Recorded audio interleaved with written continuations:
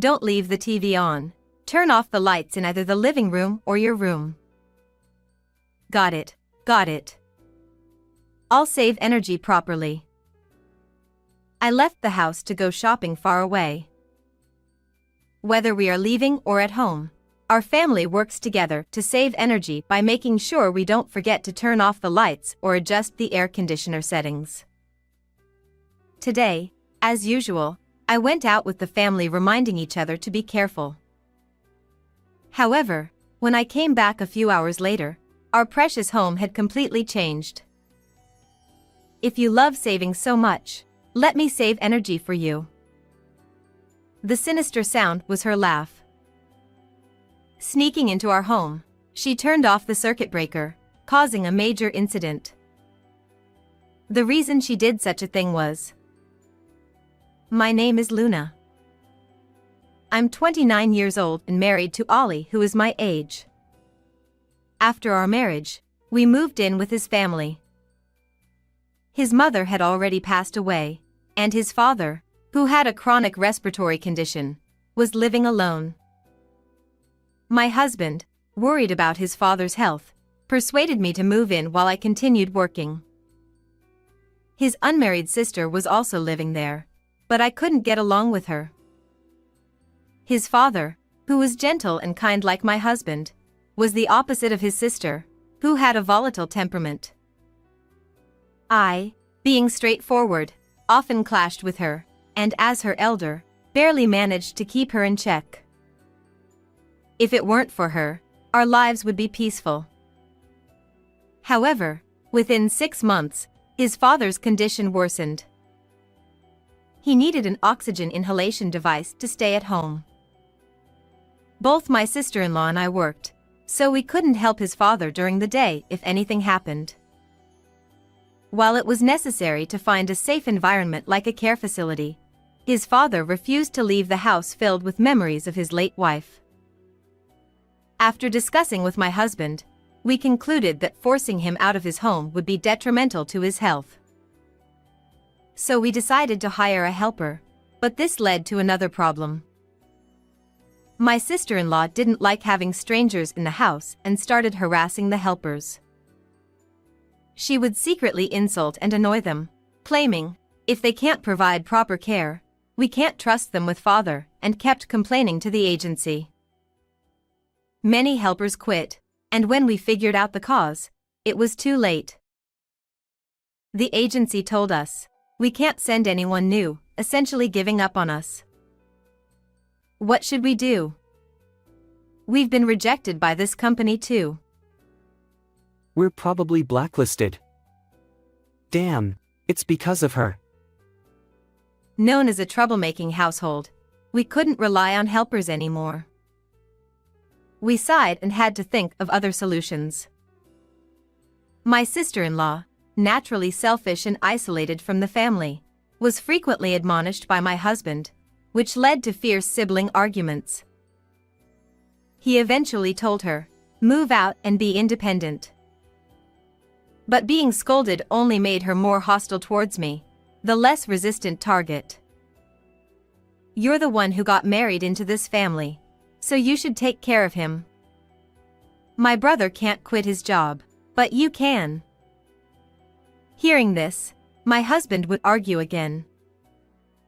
This didn't allow for a peaceful life for his father either. Though it was annoying to agree with her, there was no other choice. His father, concerned about my unfamiliarity with the environment, put on a brave face to help me settle in. Feeling indebted to him, I said, I'll quit my job and take care of your father. I'll also start learning about caregiving. He's my family too. When I decided to resign for caregiving, both my husband and his father tearfully thanked me. Learning about caregiving from scratch was difficult, but his father always encouraged me kindly. The only constant was my sister-in-law, who remained at home without helping with housework or caregiving. On her days off, she would disappear, likely going out to have fun. Though I spent more time at home, with caregiving and studying, it was hard to keep up with everything. Despite dividing chores with my husband, there were gaps, and she would quickly criticize. You decided to do both caregiving and housework, right? You like doing everything yourself, don't you? Whenever I retorted, she would respond with sarcastic remarks. She continued to harass me but would get caught and scolded by my husband. Every time, she would say, "Father is too kind to say anything. I'm saying it on his behalf."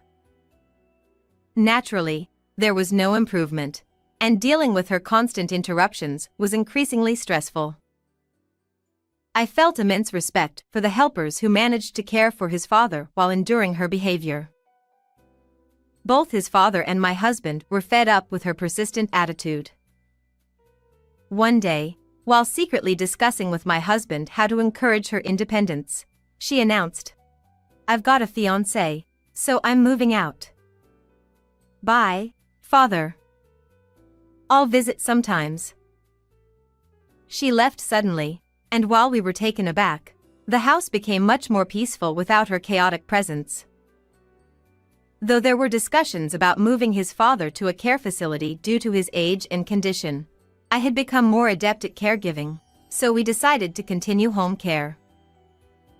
Though she lived with her fiancé, she frequently returned home. "What's for dinner?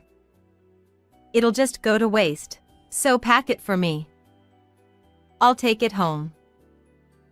It seemed she was relying on leftovers to avoid cooking for her fiancé. Her selfishness remained, treating me like a housekeeper. Don't order Luna around without helping, Anna. Yes, yes. Sorry, Luna. Satisfied? Now hurry and make dinner.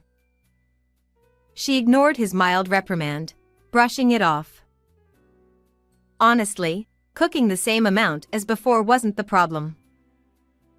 The real issue was the expenses. Despite moving out, she contributed nothing financially while taking advantage of everything, straining our budget. Moreover, she had no sense of saving energy or money. "Anna, please turn off the lights in unused rooms. Are you going to the bath or not?" She lay on the sofa, playing games on her phone, with the TV on and all the lights in the bathroom and changing area turned on but with no intention of moving. Trying to get her to choose between the game and the bath, she glared at me. "Fine. I was just about to go, so don't interrupt me. Always nagging about saving energy like an idiot. It's not even significant savings. You're so stingy, old lady." Anna. How dare you speak like that? "I meant big sister. Don't get mad over a small word." Her retort followed his scolding as she finally turned off the TV and went to the changing area. Though she argued, she listened to our requests. Despite years of work and having a fiancé, her maturity remained that of a rebellious teenager. I no longer expected her to act her age. Our relationship hadn't improved even after she moved out, maintaining tension. I thought energy saving could connect our family, but that too seemed challenging. One day, I was driving to a large shopping mall in the suburbs, quite far from home. I had gone out shopping at my father-in-law's request. It's not that he can't go out himself, but he needs to carry a portable oxygen tank whenever he does. Though the tank has a trolley, it's still heavy and cumbersome for my elderly father-in-law. Moreover, the nasal cannula makes it evident that he needs oxygen therapy, prompting sympathetic remarks from acquaintances he meets. Tired of being pitted, my father-in-law seldom goes out and often stays at home. Although he had made such requests many times before, my husband usually handled them when he was home. I was careful not to leave my father-in-law alone, but this time, I had no choice but to go out. Though I was worried, I knew he wasn't helpless. He only needed the oxygen tank for breathing, but he was still capable of doing many things on his own. I urged him to use the air conditioning adequately despite our efforts to save electricity, and then I set off for the shopping trip. After completing my shopping without any issues, I returned to our parking lot a few hours later, carrying the purchased items. Although I had left before noon, it was already late afternoon by the time I got back. Before entering the house, I picked up my phone, thinking my husband might have sent a message about dinner. But as soon as I saw the screen, I was shocked. What? There were countless missed calls. The calls were from my husband, my father-in-law, and the general hospital my father-in-law frequented. Cold sweat broke out on my back. I had switched my phone to silent mode while driving, a habit I had followed today as well. I hadn't realized the calls had come in. Anxiety welled up inside me. I first tried calling my husband back, but despite the repeated ringing, he didn't answer. Growing increasingly anxious, I next called my father-in-law's number, but he also didn't pick up. Desperate, I finally called the hospital's number. A receptionist answered, and I inquired about my father-in-law, struggling to stay calm. He is currently hospitalized. I can't provide more details over the phone, so could you please come here? After being transferred through several departments, I received this information and froze. I responded that I would come immediately, hurriedly started the car again, and drove off. The traffic on the road seemed to reflect my anxiety. My father-in-law had been fined before I left, seeing me off as usual. Why had he suddenly been hospitalized? I deeply regretted leaving him alone. Arriving at the hospital, I followed the receptionist's directions to his room. Walking down the tense hallway, I quietly opened the door to find my husband already there. We exchanged surprised glances. He explained that he couldn't answer the phone because he had been waiting for my father-in-law's test results. I, too, had been unavailable while driving. I'm sorry, I couldn't answer your call. It's fine. How is your father? Prompted by him, I looked at my father-in-law lying in bed. Though he looked slightly pale, his breathing seemed steady. He's okay. There's no serious issue. He's just here for some tests. Actually, hearing from my husband that my father-in-law wasn't in danger finally allowed me to breathe a sigh of relief. But why had he been hospitalized? Just as I was about to learn the reason from my husband, the door to the hospital room burst open with a bang. My sister-in-law rushed in, her eyes filled with fear. Ignoring us, she ran straight to my father-in-law's bed and screamed upon seeing him. "Ah! What happened to Dad?" Her loud scream made my husband hastily try to calm her down. But her panicked voice echoed through the room. please, calm down. He tried to pull her away from the bed. Though her voice eventually softened, she suddenly glared at me and started yelling. "You were with him. What happened?" Her angry words hit me, and I was left speechless. My husband tried to intervene and calm her, but her anger was still directed at me. Amidst the confusion, I felt a strange sense of unease. While my father-in-law needed oxygen therapy, such a sudden hospitalization seemed unlikely. Please, let's calmly discuss this. My husband turned to us, speaking quietly as he explained what he knew. It seemed my father-in-law's oxygen device had lost power. After I left, he had been resting in his room when the device powered off. He woke up struggling to breathe, tried to turn the device back on, but it wouldn't work, and couldn't reach either my husband or me. He managed to connect his portable tank and catch his breath, but grew anxious about our return. Feeling a headache coming on, he decided to go to the hospital but had no means of transportation. He tried calling a taxi but found his hands shaking too much to dial. So he went to the neighbor's house for help. The neighbor, seeing him, screamed and took him inside, laid him on their living room couch, cooled him with ice packs, and called an ambulance. Only then did my father-in-law realize he was suffering from heat stroke. Thanks to the timely treatment at the hospital, he was now stable. According to the doctor, my father-in-law's age made him less sensitive to heat, and he mistook his symptoms for aging issues. With convulsions setting in, immediate treatment and a few days of observation were deemed necessary. After hearing this, I asked my husband a pressing question. The device losing power. It couldn't have been the plug. We installed it so it couldn't be easily unplugged, right? My husband frowned, looking thoughtful.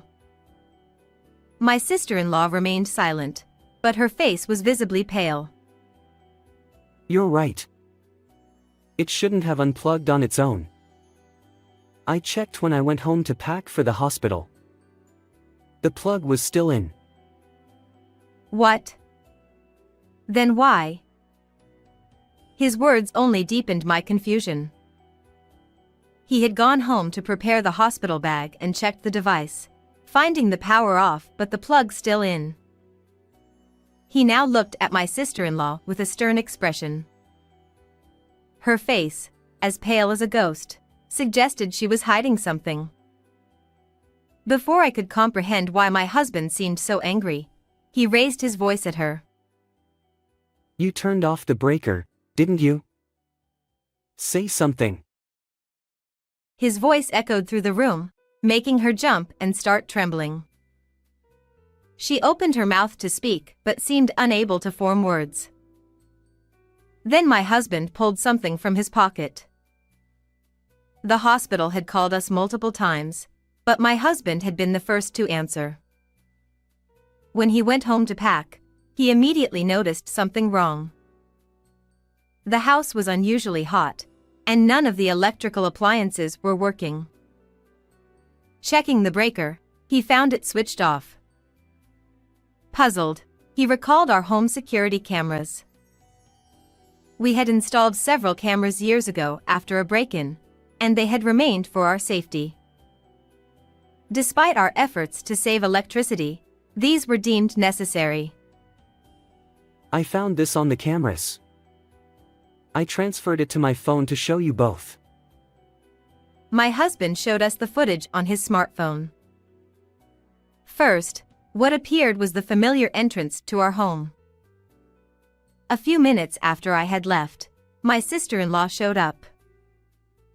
I was surprised to see that she had come to our house, and I couldn't help but glance at her sitting next to me. She used her own key to unlock the door and went inside. Unlike her usual loud self, she was moving around cautiously, almost as if she was checking to make sure no one was around. It looked like she was confirming my absence.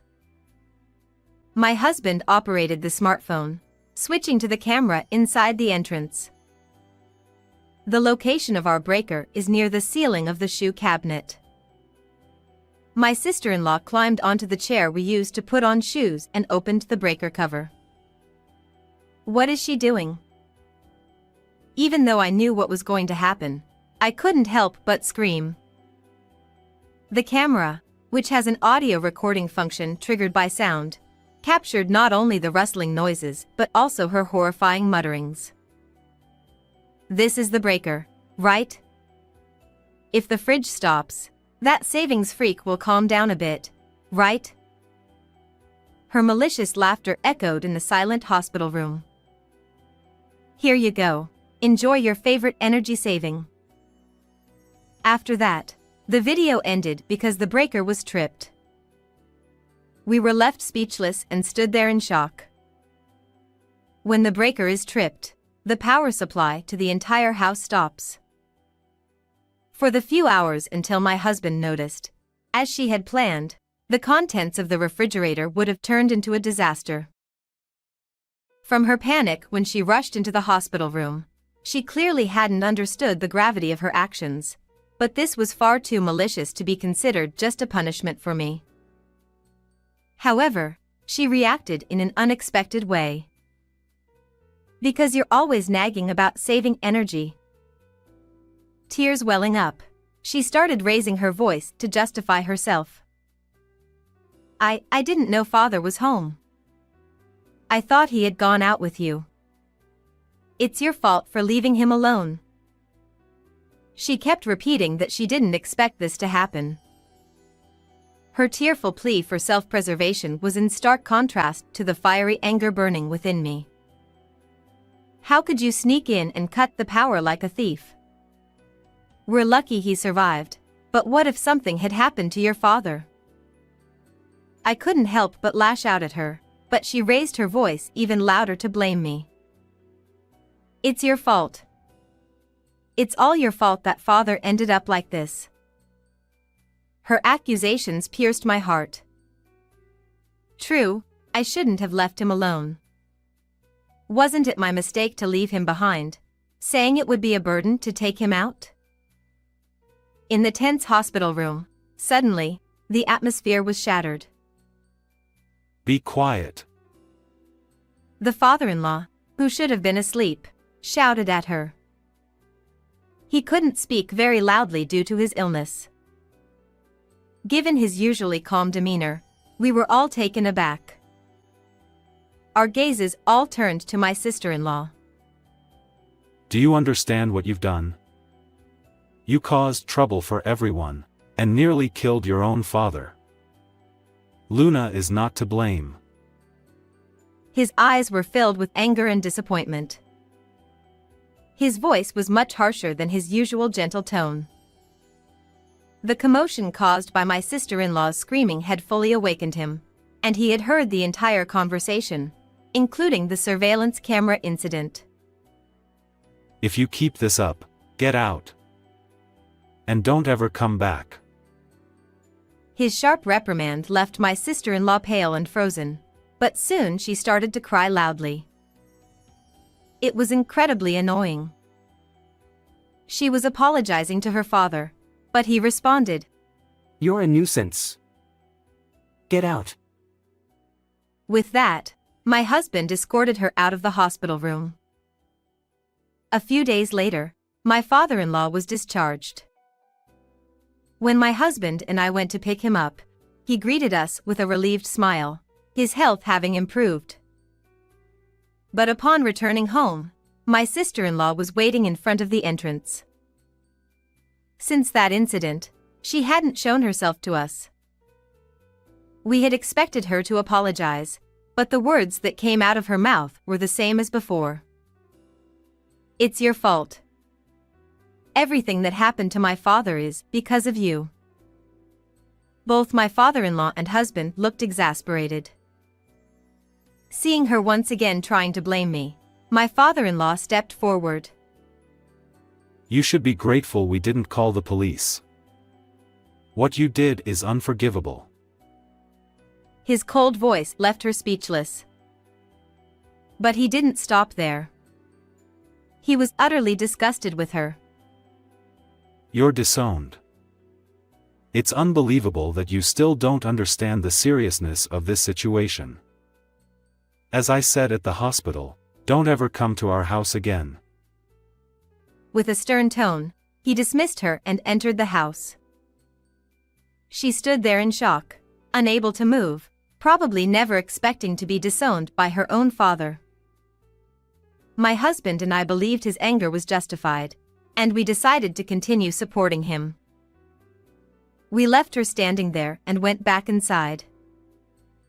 After that, my sister-in-law tried to contact us multiple times to apologize. But my father-in-law ignored all of them.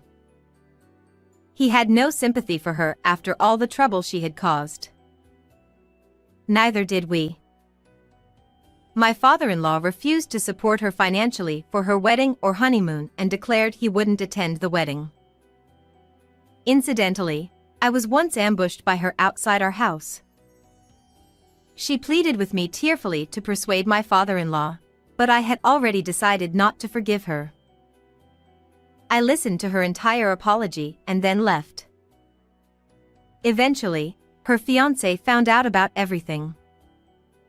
He had initially contacted my father-in-law out of curiosity about the odd refusal to attend the wedding. When he learned that my sister-in-law had caused the emergency hospitalization by cutting the power, he turned pale and apologized to my father-in-law. Unlike her, he was a sensible person. He said, "What she did is attempted murder," and ended their engagement. They hadn't moved into their new place yet, so that was cancelled too. My sister-in-law had already quit her job, claiming it was for the marriage. She had spent most of her savings on spa and beauty treatments in preparation for the wedding, so she was nearly broke. They had already sent out the invitations, so she had to bear half of the cancellation fee. She ended up struggling with debt due to her own actions, but she finally understood she couldn't show her face to us anymore. Meanwhile, the three of us lived peacefully. Without her chaotic presence, my father-in-law's condition improved. Considering his age, we couldn't be complacent, but for now, we didn't have to think about moving him to a care facility. We are even planning a trip. How was this story? Please don't forget to subscribe to our channel. See you in the next video.